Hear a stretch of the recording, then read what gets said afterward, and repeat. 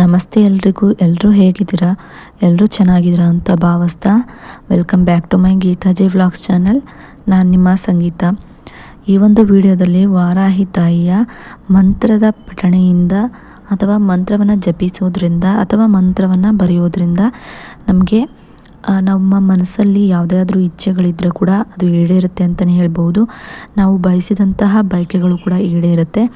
ಹಾಗೆ ಕೈಯಲ್ಲಿ ನಮ್ಮ ಹತ್ರ ₹1 ದುಡ್ಡಿಲ್ಲ ಅಂದಾಗ ಈ ಒಂದು ವಾರಾಹಿ ತಾಯಿಯ ಮಂತ್ರವನ್ನು ಪಠಿಸೋದ್ರಿಂದ ನಮಗೆ ಎಲ್ಲ ರೀತಿಯ ಹಣಕಾಸಿನ ತೊಂದರೆಗಳು ಕೂಡ ನಿವಾರಣೆಯಾಗಿ ನಮ್ಮ ಕೈಯಲ್ಲಿ ದುಡ್ಡು ಅನ್ನೋದು ನಿಲ್ಲುತ್ತೆ ಅಂತಲೇ ಹೇಳ್ಬೋದು.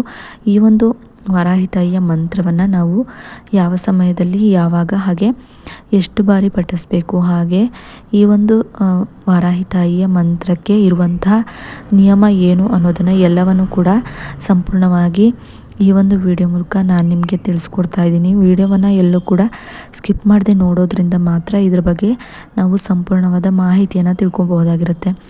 ಇನ್ನು ವಾರಾಹಿ ತಾಯಿಯ ಮಂತ್ರಗಳನ್ನಾಗಲಿ ಅಥವಾ ಬೇರೆ ಯಾವುದೇ ರೀತಿಯ ಮಂತ್ರಗಳನ್ನು ನಾವು ಪಠಿಸೋದಕ್ಕೂ ಮುಂಚೆ ಮನಸ್ಸನ್ನು ಶಾಂತವಾಗಿಟ್ಕೊಬೇಕು. ಹಾಗೆ ನಾವು ಯಾವುದೇ ಒಂದು ಮಂತ್ರಗಳನ್ನು ಪಠಿಸೋದಕ್ಕೂ ಮುಂಚೆ ನಮ್ಮ ಮೇಲೆ ಅಥವಾ ಆ ದೇವರುಗಳ ಮೇಲೆ ನಂಬಿಕೆಯನ್ನು ಇಟ್ಟು ನಾವು ಪಠಿಸ್ಬೇಕಾಗತ್ತೆ. ಹಾಗೆ ನಾವು ಪಠಿಸಿದ ನಂತರ ಇಷ್ಟೇ ದಿನದಲ್ಲಿ ಆಗಬೇಕು ಅನ್ನೋದು ನಮ್ಮ ಮನಸ್ಸಿನಲ್ಲಿ ಇರ್ಬೋದು. ಆದರೆ ಅದಕ್ಕೆ ಅಂತಲೇ ತುಂಬಾ ಸಮಯ ತಗೊಳುತ್ತೆ. ಅದು ಅದೇ ಟೈಮಿಗೆ ಆಗಬೇಕು ಅಂತಲೇ ಇರುತ್ತೆ. ಆ ಟೈಮಿಗೆ ಆಗೋದು. ನಾವು ಪಠಿಸಿದ್ವಿ ಆದರೆ ಏನೂ ಸಿದ್ಧಿಸಿಲ್ಲ, ನಮಗೆ ಯಾವುದೋ ನಾವು ಬೇಡ್ಕೊಂಡಿದ್ದು ಆಗಿಲ್ಲ ಅನ್ನೋ ರೀತಿ ನೀವು ಅಂದ್ಕೊಂಡ್ರೂ ಕೂಡ ಅದು ನಡೆಯೋದಿಲ್ಲ. ನಮಗೆ ಈಗಾಗಲೇ ಆಲ್ರೆಡಿ ಅದು ಆಗಿದೆ, ನಾನು ಅದನ್ನು ಫೀಲ್ ಮಾಡ್ತಾಯಿದ್ದೀನಿ, ನಾನು ಈಗ ಅದನ್ನು ಅದೇ ನನಗೆ ಏನು ಅಂದ್ಕೊಂಡಿದ್ದೆ ಅದು ನನಗೆ ಸಿಕ್ಕಿದೆ ಅನ್ನೋ ರೀತಿಯಲ್ಲಿ ನೀವು ಫ್ಯೂಚರಲ್ಲಿ ಹೇಗೆ ಅದು ಸಿಕ್ಕಿದ್ರೆ ಹೇಗೆ ಖುಷಿಯಾಗಿರ್ತೀರೋ ಹಾಗೆ ನೀವು ಬೇಡ್ಕೊಳ್ಳೋವಾಗಲೂ ಅಥವಾ ಅಂದ್ಕೊಳ್ಳೋವಾಗಲೂ ಅದೇ ರೀತಿ ಅಂದ್ಕೋಬೇಕಾಗುತ್ತೆ. ನನಗಾಗೋದಿಲ್ಲ, ಈ ಥರ ಆಗೋದಿಲ್ಲ, ಏನು ಕೆಲಸನೇ ಆಗೋದಿಲ್ಲ ಅಂದ್ಕೊಂಡ್ರೆ ಅದೇ ರೀತಿ ಏನು ಕೆಲಸಗಳು ಆಗೋದೇ ಇಲ್ಲ. ನನಗೆಲ್ಲ ಕೆಲಸನೂ ಆಗಿದೆ, ಚೆನ್ನಾಗಿದೆ, ಸಕ್ಸಸ್ ಆಗಿದೆ, ನಾನು ಖುಷಿಯಾಗಿದ್ದೀನಿ, ನನಗೆ ಹಣಕಾಸಿನ ಸಮಸ್ಯೆ ಇಲ್ಲ, ಈಗ ನನಗೆ ಹಣಕಾಸು ತುಂಬ ಚೆನ್ನಾಗಿ ನನಗೆ ಹರಿದು ಬರ್ತಾಯಿದೆ, ಹಣದ ಅರಿವು ತುಂಬಾ ಚೆನ್ನಾಗಿದೆ ಅನ್ನೋ ರೀತಿಯಲ್ಲಿ ನೀವು ಹೇಳ್ಕೊಳ್ತಾ ಬಂದರೆ ಎಲ್ಲವೂ ಕೂಡ ತುಂಬಾ ಒಳ್ಳೆಯದಾಗುತ್ತೆ ಅಂತಲೇ ಹೇಳ್ಬೋದು.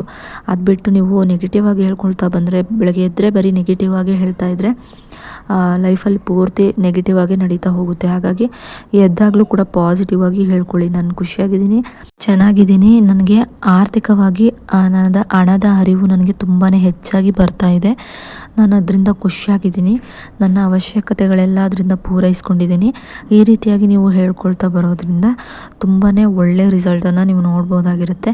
ಇನ್ನು ಪ್ರತಿನಿತ್ಯವೂ ಕೂಡ ಒಂದು 10-15 ನಿಮಿಷನಾದರೂ ನೀವು ಮೆಡಿಟೇಷನನ್ನು ಮಾಡಬೇಕಾಗುತ್ತೆ. ಅಂದರೆ ಧ್ಯಾನ ಮಾಡ್ತಾ ಕೂತ್ಕೊಳ್ಳೋದ್ರಿಂದ ಕೂಡ ಮೈಂಡು ಫ್ರೀ ಆಗುತ್ತೆ. ಹಾಗೆ ಯಾವುದೇ ರೀತಿಯ ಟೆನ್ಷನ್ ಇರೋದಿಲ್ಲ.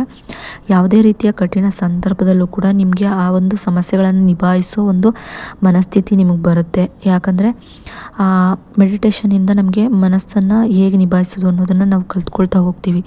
ಹಾಗಾಗಿ ಮೆಡಿಟೇಷನ್ ಕೂಡ ತುಂಬಾ ಇಂಪಾರ್ಟೆಂಟ್ ಆಗುತ್ತೆ. ಹಾಗೆ ಈ ಒಂದು ವಾರಾಹಿ ತಾಯಿಯ ಮಂತ್ರವನ್ನು ನಾವು ನಾನ್ ವೆಜ್ಜನ್ನು ತಿಂದು ಪಠಿಸಬಾರ್ದು. ಹಾಗೆ ನಾನ್ ವೆಜ್ ಏನಾದರೂ ತಿಂದಿದ್ದೀನಿ ಅಂದರೆ ನೀವು ಸ್ನಾನ ಮಾಡ್ಕೊಂಡು ಶುದ್ಧಿಯಾದ ನಂತರನೇ ನೀವು ಪಠಿಸ್ಬೇಕಾಗುತ್ತೆ. ಅದು ಬಿಟ್ಟರೆ ಹೆಣ್ಮಕ್ಳು ಮುಟ್ಟಾದಂಥ ಸಮಯದಲ್ಲಿ ಪಠಿಸ್ಬೇಡಿ ಅಂತಲೇ ಹೇಳ್ತೀನಿ. ಅದು ಬಿಟ್ಟು ನೀವು ಮಿಕ್ಕಂಥ ದಿನಗಳಲ್ಲಿ ಈ ವಾರಾಹಿ ತಾಯಿಯ ಮಂತ್ರವನ್ನು ಪಠಿಸ್ಬೋದಾಗಿರುತ್ತೆ. ಇನ್ನು ಈ ಒಂದು ವಾರಾಹಿ ತಾಯಿಯ ಮಂತ್ರವನ್ನು ನಾವು ಬ್ರಾಹ್ಮಿ ಮುಹೂರ್ತದಲ್ಲಾದರೂ ಪಠಿಸ್ಬೋದು ಅಥವಾ ಸಂಜೆ ಗೋಧೂಳಿ ಲಗ್ನದಲ್ಲಾದರೂ ಪಠಿಸ್ಬೋದು. ಅಲ್ಲೇ ನಮಗೆ ಯಾವುದೂ ಸಮಯ ಇಲ್ಲ ಅನ್ನೋರು ನೀವು ಪೂಜೆ ಸಮಯದಲ್ಲಾದರೂ ನೀವು ಪಠಿಸ್ಬೋದಾಗಿರುತ್ತೆ.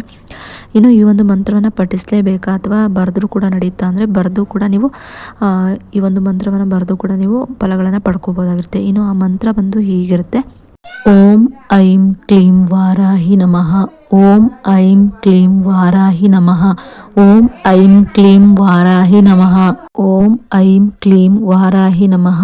ಇದನ್ನು 108 ಬಾರಿ ಅಥವಾ 9 ಬಾರಿ, 21 ಬಾರಿ, 11 ಬಾರಿ ಈ ರೀತಿಯಾಗಿ ನೀವು ಪಠಿಸ್ಬೋದಾಗಿರುತ್ತೆ.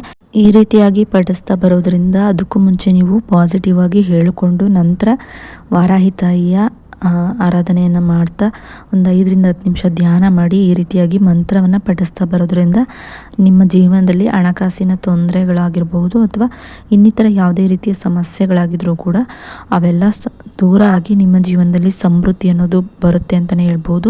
ವಾರಾಹಿ ತಾಯಿಯ ಅನುಗ್ರಹ ನಿಮ್ಮ ಮೇಲಾಗುತ್ತೆ ಅಂತಲೇ ಹೇಳ್ಬೋದು. ಇನ್ನು ಕನಿಷ್ಠ ಅಂದರೂ ಕೂಡ ನೀವು 9 ಬಾರಿನಾದರೂ ಬರೀಲೇಬೇಕು ಅಥವಾ ಹೇಳ್ಕೊಳ್ಳೇಬೇಕಾಗುತ್ತೆ. ಇನ್ನು ಈ ಒಂದು ಮಾಹಿತಿ ನಿಮಗೇನಾದರೂ ಇಷ್ಟ ಆದರೆ ಲೈಕ್ ಮಾಡಿ, ಶೇರ್ ಮಾಡಿ, ಕಮೆಂಟ್ ಮಾಡಿ. ಇನ್ನಷ್ಟು ಇಂತಹ ಮಾಹಿತಿಗಳಿಗಾಗಿ ನನ್ನ ಗೀತಾಜೆ ವ್ಲಾಗ್ಸ್ ಚಾನಲ್ನ ಸಬ್ಸ್ಕ್ರೈಬ್ ಮಾಡ್ಕೊಳ್ಳೋದನ್ನು ಮರಿಬೇಡಿ. ಸಬ್ಸ್ಕ್ರೈಬ್ ಪಕ್ಕ ಬೆಲ್ಲೈಕನ್ ಬಟನ್ ಇರುತ್ತೆ, ಅಲ್ಲಿ ಆಲ್ ಆಪ್ಷನ್ ಮೇಲೆ ಕ್ಲಿಕ್ ಮಾಡಿದ್ರೆ ನಾನು ಯಾವುದೇ ರೀತಿ ಹೊಸದಾಗಿ ವಿಡಿಯೋ ಮಾಡಿ ಅಪ್ಲೋಡ್ ಮಾಡಿದ್ರೂ ಕೂಡ ನಿಮಗೆ ನೋಟಿಫಿಕೇಷನ್ ಮೂಲಕ ಮೊದಲು ಬಂದು ತಲುಪುತ್ತೆ. ಆಗ ನೀವು ನನ್ನ ವಿಡಿಯೋನ ಮಿಸ್ ಮಾಡದೆ ನೋಡ್ಬೋದಾಗಿರುತ್ತೆ. ವಿಡಿಯೋ ನೋಡಿದ್ದಕ್ಕಾಗಿ ಥ್ಯಾಂಕ್ ಯು ಫಾರ್ ವಾಚಿಂಗ್.